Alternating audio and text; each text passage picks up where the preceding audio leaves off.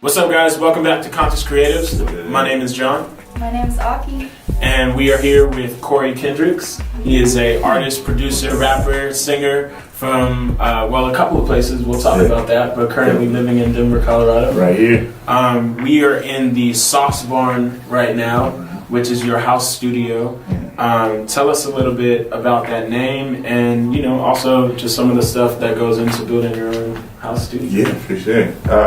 So we are in the dubbed Sauce Barn studio, and this particular studio came about with me and a friend, Catch Lungs, who you may have known. Yes, kind of popular.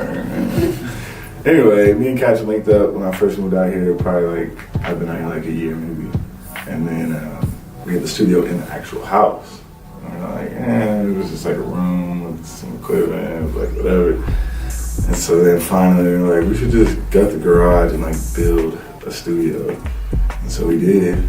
And it doesn't officially have the name Sauce Barn Studio, but Sauce Barn, because it feels like a barn in here, you know what I mean? So we just dubbed it Sauce Barn Studio. But we put up like drywall, insulated it and shit.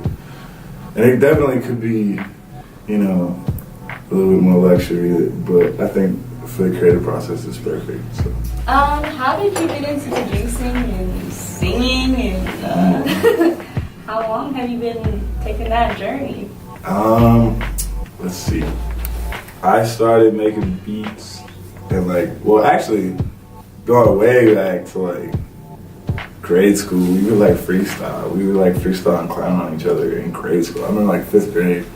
We would just it would be 2 bars, 2 to 4 bars at a time. And you just think of the most fucked up thing to say to somebody, your homies, and clown on them. And that's how it started. But I realized that I was always better than everybody else at doing that. I would always win the little freestyle out of things. So I was like, I'm kind of good at this. So then I was always in choir and stuff as a kid. So I always kind of had an idea of music theory and whatnot.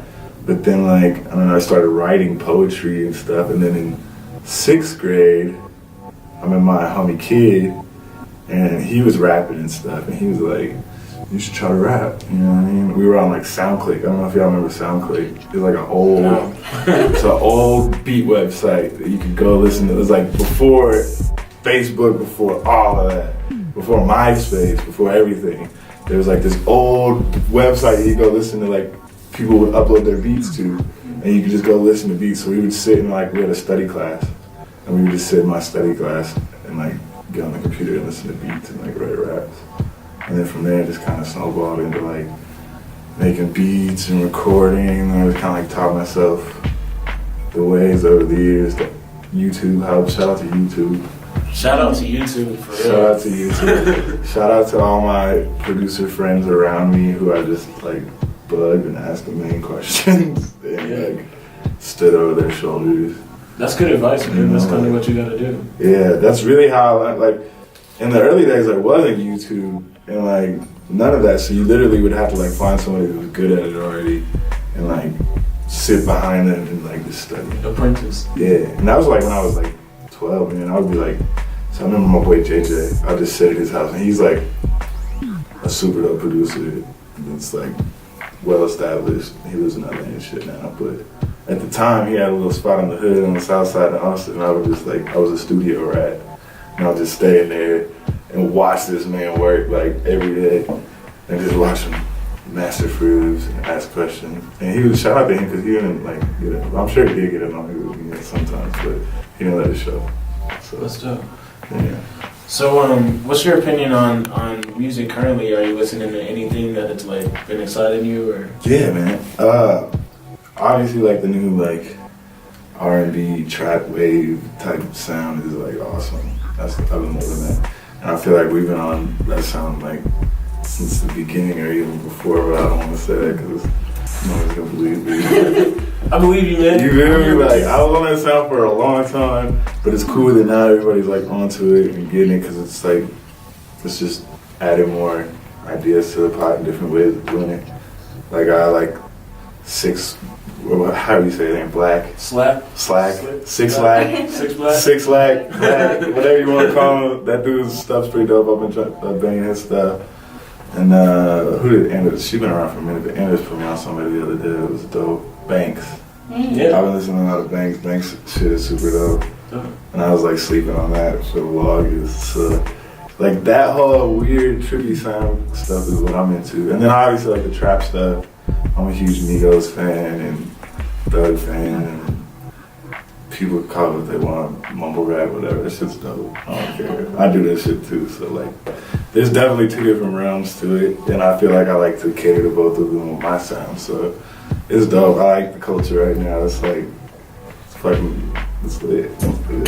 Music's killing it. You got to love yourself. You briefly mentioned Kid, but I know he's part of like LNS Crew, which is kind of like The Squad. your roots. So can you tell us about how that started and what that is? It's basically just a crew of people that rap, and we grew up together. We all went to the same like middle schools and high schools. It's me, my brother Kid Jones, his actual brother Tank Washington, Scott Pace, who's one of our producers, Harris Crash, he's one of our producers and our manager, and a bunch of DJs. DJ Charlie is like our main DJ, and we're like a collective out of Austin, and it stands for Leaders of the New School, right? Which everybody's like, we're supposed to run crew, but we got the okay from one of his old people to use it, so small flex, right? I mean, it's kind of like you're paying homage. But yeah, like as a collective LNS crew, we pretty much were like one of the top hip hop collectives in Austin for years, and still are, honestly. We still get like a lot of media press and stuff from Austin, so we definitely like did a lot as that collective. And since we've all kind of like moved away from Austin, and then we all come back for like South by and stuff and keep getting. But everybody's doing their thing. Kids are super dope. He's got hella records and he's just super dope. I learned a lot from him, and we went on lots of tours together nationwide. And Tank is super dope, and he's starting to come into his artistry and really like find his sound, which is dope. And Scott is just like a super dope producer. And then there's Harris, and he's like just fucking Harris. And then there's me, and I'm just me. You know what I mean? We just all make music, and we were able to do something in Austin that was dope with that collective, and it's still, I feel like it has a spot in Austin history. That's cool, man. You know what I I mean? like that. Yeah, it's cool. Very cool. So, you're living in Denver now. Yeah. You were originally born in Oregon or born in Austin? Oregon, yeah. Okay, and so you moved from Oregon to Austin, and now you're in Denver. Yeah, this is kind of weird. So I was born on the coast of Oregon, which is above California. A lot of people don't know that. People are like, where's Oregon? Oh, it's the state right above California, y'all. And I was born on the coast, and I lived there until I was like 5, and then I moved to Salem, I'll make this quick. Then I moved to Portland, and then I moved to Austin when I was 10. And then I lived in Austin pretty much until like 3 years ago. And then, so yeah, that's like where most of my music was, my music life. But I bounced back and forth between Austin and Oregon a lot. So I still like stayed in touch with a lot of people that I knew in Oregon and like the music scene out there.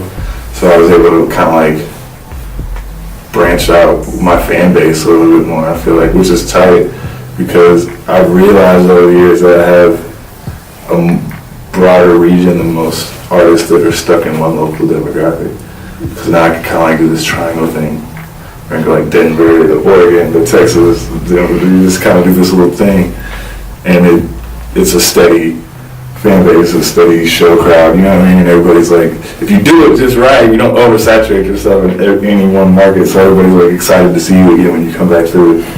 So it's cool, but yeah, grew up in Austin pretty much from 10 to 25, and then I moved here and had a child, and slowly building my roots here, you know what I mean? I like it here though, it's dope. The music scene here is really cool and vibey, and everybody's just laid back and relaxed. It's tight. I like it. So you've gotten a chance to open up for a lot of cool people over the years. Yeah. Who is the coolest person, in your opinion, that you've opened up for? Oh man, I opened up for Drake. That was pretty tight. That was man, this is so far long ago. This is like.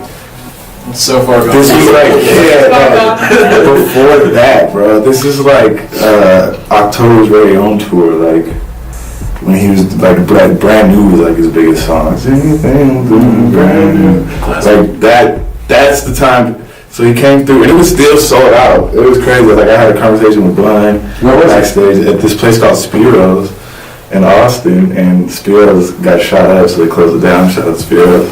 I was working there. At a young age doing very bad things. So shout out to Spiro's. But yeah, it was at Spiro's, and my boy JJ, who I was telling you I just would sit over the shoulder, it was actually his bill, but we had a bunch of songs together, so he brought me out on the bill. But that was like the first time I met Bun. And like had a good, yeah. Nicest dude. So Bun is tight as fuck. Since then I've had like breakfast with Bun. I've been like so. I've never been at a basketball game. Bun is cool, yeah. Bun is super cool. But like that was the first time I really met him and like chopped it up with him. I want to say Pimp was even there, or maybe he wasn't. I don't think Pimp was out yet. I don't remember. Pimp might have been there, but I didn't meet Pimp. But I definitely got to kick it with Blind and chop it up with Bun for the first time, so that was really cool. That was like one of the bigger shows that I can remember, and since where he's gone since then, it's kind of like pretty cool to say I do that. But like recently, in the last like 5 years, the festivals are really where it's at, bro. Like I've done like South by Southwest, obviously a bunch of times. I did North by Northeast in Toronto. I did Pop Montreal in Montreal. Like that shit's dope. Like the festivals are where it's at. Fun Fest is crazy. We open up for like Snoop Dogg and MIA and shit. It's like crazy. Like the festival is really where it's at, because you just get like, when you're an artist at the festival, you get so much more access to everything. And you get so much, it's just fun. And then you're modeling with your homies, you know what I mean? And you're just like flexing and stuff. And then you go kill a stage, and it's like, it's like, the festival is by far like A3C. I feel like I've done most of the good hip hop festivals in the United States. So now I'm like trying to get across the seas. That's probably my next goal. Oh, as far as shows. So, what advice you've talked about this a little bit and saying like look over people's shoulders, but as far as like artists, producers, with touring or anything, do you have advice for people that they could use? Yeah, if I was to give advice to any artist that's trying to, let's see, we'll categorize these. For artists that are trying to tour, you've already established yourself musically and you're already doing well in your local scene, but you're ready to like take it to the next level. Pick up the phone and call people. Like, use your plug. Like, people don't do that. People like, especially musicians, as musicians, we know so many people just from like rubbing elbows with people, for the most part, most people. You know what I mean? Get out and do shows. You're gonna meet a bunch of people, and so just utilize your network, like, don't be afraid to ask for help, and don't be afraid to do a shitty show if you haven't done big shows already, like, go out on tour, do small ass shows, like in small ass towns, and build a following, because the next time you come out, there's gonna be twice as many people. And the next time after that, there's gonna be even more people, and slowly it'll build. Like, it's not something that just happens overnight unless you get lucky with that one song and unless it's the right place, right time scenario. Touring as an independent musician who doesn't have a big backing is something you really have to do yourself. Like, every tour that I've done other than like the major ones has been set up, curated by myself for the most part. Like, and I'm kind of proud of it, but at the same time, it's a lot of work. As far as, so yeah, just do that. Just use your network outlets, find people, talk to people, ask them if they don't know somebody, maybe they know, or if they don't know who they can get you on a show with, maybe they know somebody that can get you on a show with. You know what I mean? Like, it just trickles down. As far as like producing goes, if you're like, there's so many different people you can speak to, so I'm kind of like gonna try to speak broad. If you're just getting into producing, YouTube. Just watch lots of YouTube, because it's like, it's the easiest way to do it. Tutorials. You can literally, on Google, you can just type in whatever you want to learn about. I want to learn how to make trap beat. Type that into Google, And the video is gonna pop up and teach you how to make trap beat. And then just, like really learn whatever program I'd say you're gonna use to produce in. Just learn that first, the quicker, the shortcuts. Like me and Scott are still learning shortcuts on Fruity Loops. Like to this day, I've been using that shit for like 12 years. And today I just found like 2 new shortcuts just on the keyboard. It sounds like you stay interested in it too. Like. Yeah, definitely. But you have to. That's like that's the hardest part about music. When you've been doing it for as long as I have, I feel like, and haven't reached the success level you want, particularly you might have reached a lot of success, but you're not where you like ideally see yourself, is like staying interested is the hardest part, because you get like so discouraged sometimes with just like the constant battle, you know what I mean? But if you stay interested and you're like constantly teaching yourself things and finding little things to make it fun, it's like, it's worth it in the end because you're just being creative, you know what I mean? It's dope. And then artists, man, just stay consistent with your quality music. You don't have to put out a bunch of trash shit just to stay relevant. You can like, you know what I mean, put out quality music on a consistent basis instead of like trash music. Quality over quantity, I would say, for any new artist. So don't think just because you're new, you have to come out with a bunch of songs so everybody knows who you are. Because if I could go back and do it, I would like delete the first 3 albums that I ever dropped. But, that's what I built my fan base off of too. So I feel like at the same time you have to kind of stay true to what you originally built your fans with, in a sense, which is weird for me because I have so many different sounds. And people kind of like, well, I like this version of your music when you're like doing the hip hop boom bap shit, or then another person might say, I don't like when you sing, you know what I mean? So you kind of gotta like, cater, you gotta cater that, but you gotta stay real with yourself and do what you feel. So I mean, don't be afraid to just do what's yourself, but at the same time, don't forget about the people who fell in love with your music because of whatever reason, So just try to keep that in mind. Don't switch it up too much, and don't put out too much trash, and just keep it quality over quantity, and you'll be alright, and just stay consistent. Yeah. Those are my words of advice to producers and artists. Anyway, trying to talk. So, who are some Denver artists you have collaborated with and produced for? Yes, yeah. So, I don't know. So we have this like unofficial group. It is kind of a group, but we're kind of not a group. I don't know where we stay because we're so busy independently that we don't really get together like we used to. But I'm in this collective with people here called Lost Boys. And it's me, Catch Long, Hustle Man, and Tommy Brown. And that's like the 4 of us combined. I like Captain Planet. Our powers combined. You know what I mean? Yeah. So that's our little group of people. And so obviously we have a lot of tracks together.